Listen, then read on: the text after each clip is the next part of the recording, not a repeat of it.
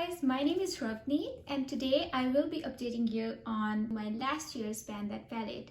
So last year I chose e.l.f. Holy Smokes palette to work on, but along with that I also incorporated two older palettes that I have in my collection. Both of them are from Wet n Wild.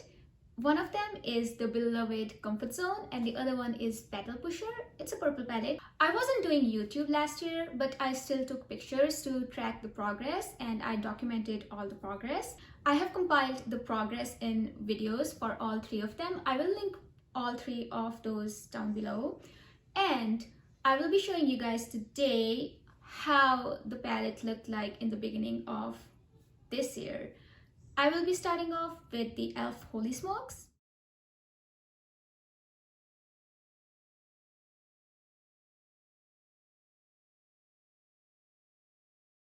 In the beginning of this year, I still had 6 shades left in the palette, and I'm going to show you how it looks like right now. This is how it's looking like. This is pretty crazy because I did end up finishing 2 shades right here, like the black and dark gray one in January, and then I finished the lightish gray blue sort of shade in February. I'm pretty pleased with that, and my end goal for this one would be finishing up everything in this year. I want to finish like this before June, but we'll see. I'm using this in my brow bone area and as an inner corner highlight. I've been making like very consistent progress on this one, and this was repressed because it had the product left on the edges, and I used the blue shade last year mostly for the eyeshadow purposes. It's not the best blue in the world, so there are nice blues, like it looks beautiful in the pan, but it doesn't translate its true color when applied to the eyes, at least not for me. So this year what I've been doing, at times I do use on my lower lash line or all over the lid, like if I feel like doing a blue look, but for the most part I have frankened this eyeshadow with a warm brown eyeshadow from my Pan That palette, and I'm using the franken eyeshadow in my eyebrows. That's how I've been using it, and I will use it up eventually, and I'm super excited for that. Moving on to the next one, this is how it looked like in the beginning of this year.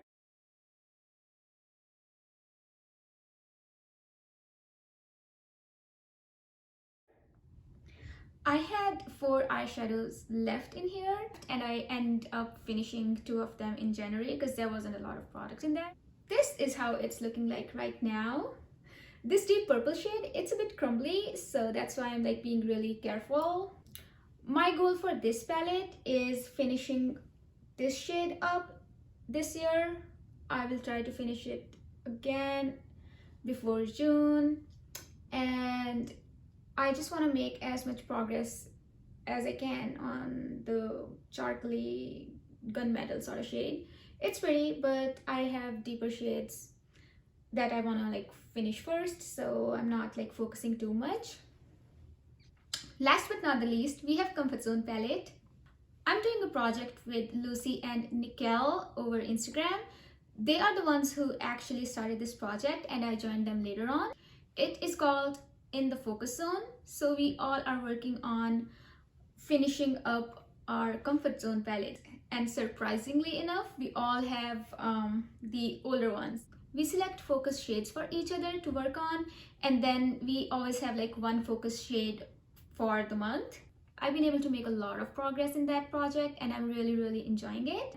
This is how the palette looked like in the beginning of this year.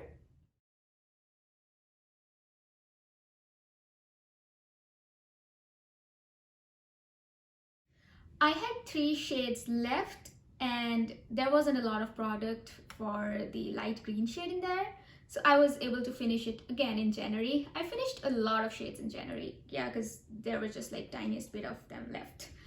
And this is how the palette looks like now. I'm super pleased with the progress that I've been able to make. I love this duochrome shade. It works on its own. It doesn't need any sort of tacky base, but it's better if you just use one. So it just shows up on the eyes, be it dry or wet, like the same color that shows in the pan. And this one, it looks greenish, but it turns out to be a muddy, dark, greenish black. But I don't mind it. So I just use it to deepen up my outer V, and sometimes I use it as liner. At times I use it all over the lid and then just top it off with some sort of light shimmer shade. That's how I've been using the deep purple shade in Petal Pusher palette as well. Yeah, I'm really happy with the progress that I've been able to make so far on this one.